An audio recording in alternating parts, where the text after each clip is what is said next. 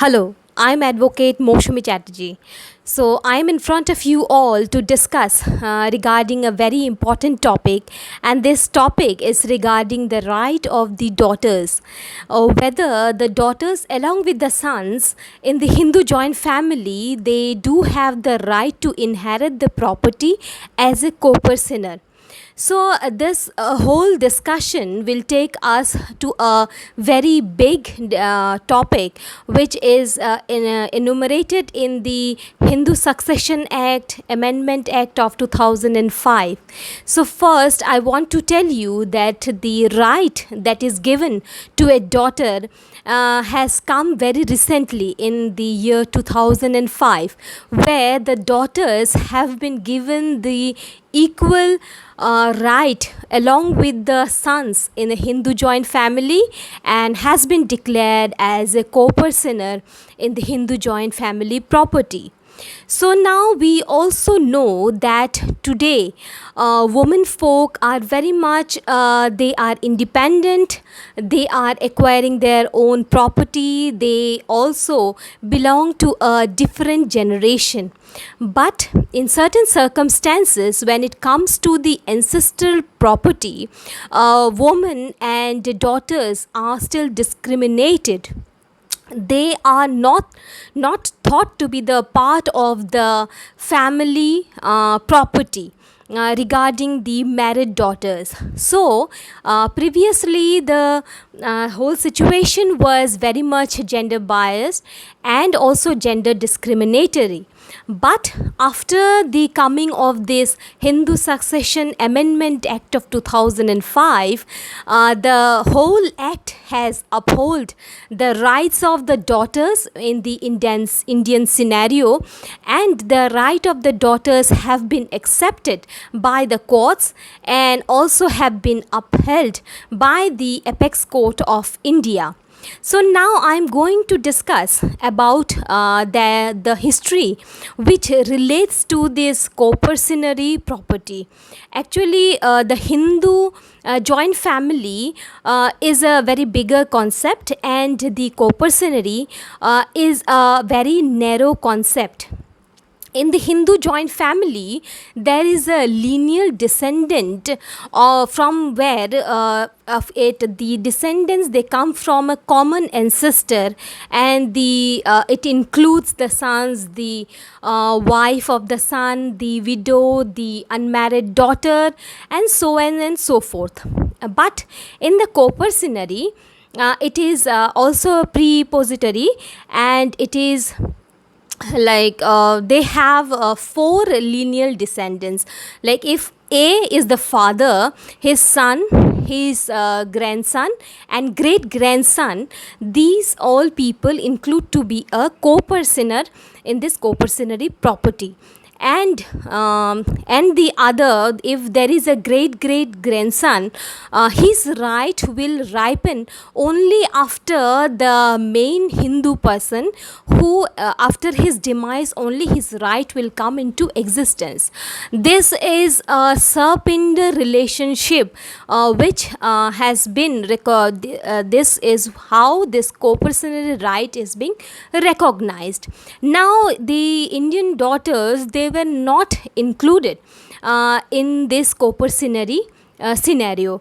So, prior to this Hindu Succession Amendment Act of 2005, daughters, married daughters especially, were not recognized and not thought to be the part of this co-personary property, and they were deprived of this equality, which is the fundamental right that has been given by the Constitution, and it was also the violation of the Article 14, 15 and 21 of the Constitution of India. And in this regard, I want to also share that when this Amendment Act came and it changed the Section 6 and where new things were incorporated, when the daughters were given the rights, they are also given the liability of being a co-purchaser in the property. And the distinction and the difference of being a bearing the burden of pious obligation has also been taken away from the son, from the sons in this, which the sons had to bear as being a member of this co-personary property.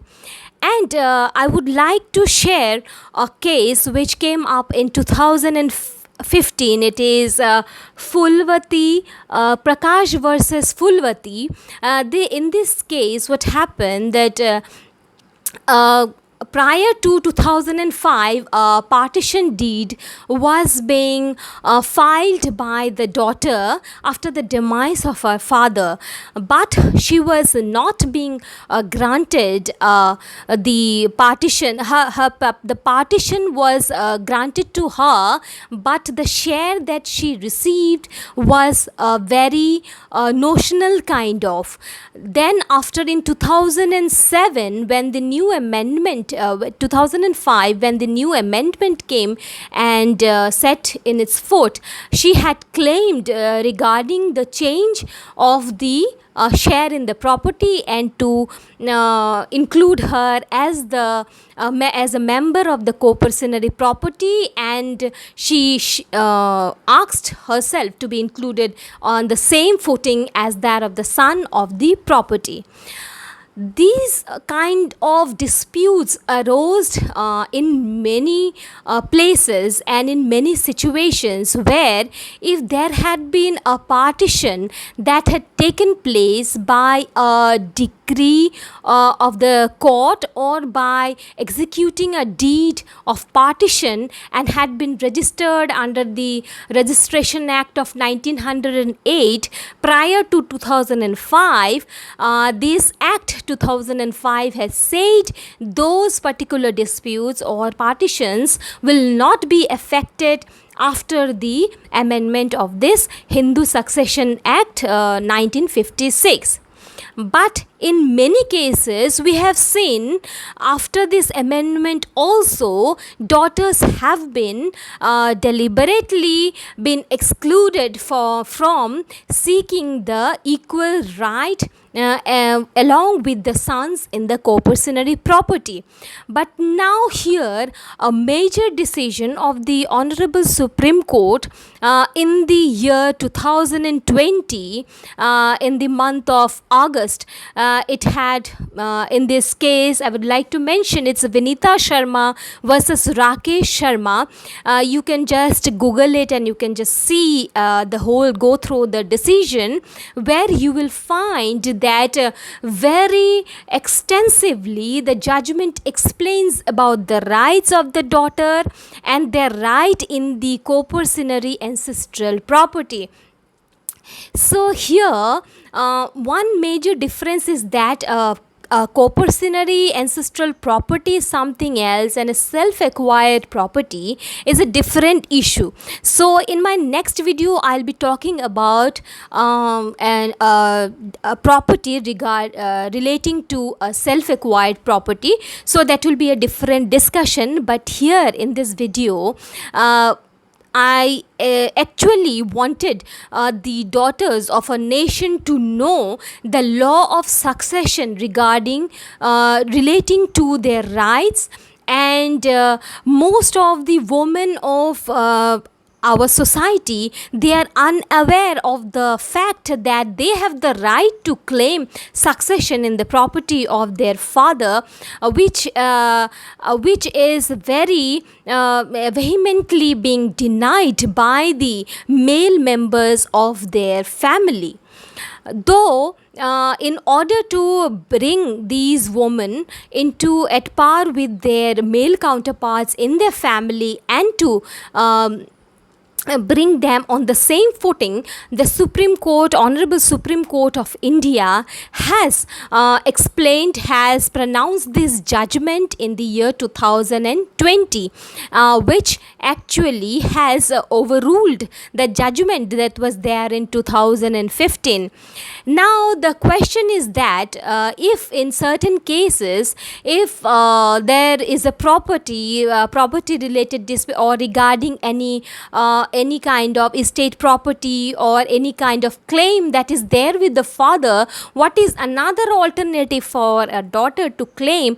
So she can go and claim for a file for a succession certificate, where she can take the claim on her part, and she can also fulfill the liabilities and responsibilities. So with every right, there is also responsibilities, and there are specific duties.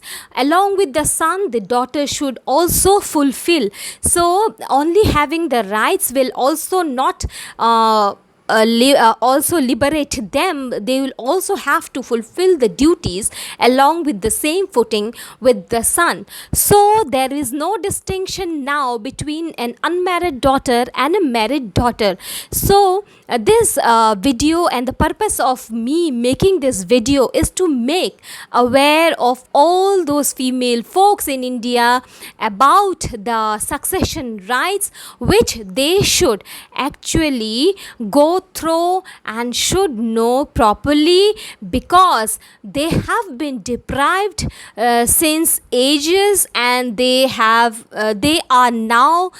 belong to a different age where they are earning their own livelihoods, they are standing on their own foot, and they are acquiring their properties. So these are the basic factors for which I had made this video, and hopefully this is going to help you all in a very a greater extent, and hope you have liked this video, and you will be subscribing to my channel for some this kind of lawful videos. Thank you very much for watching.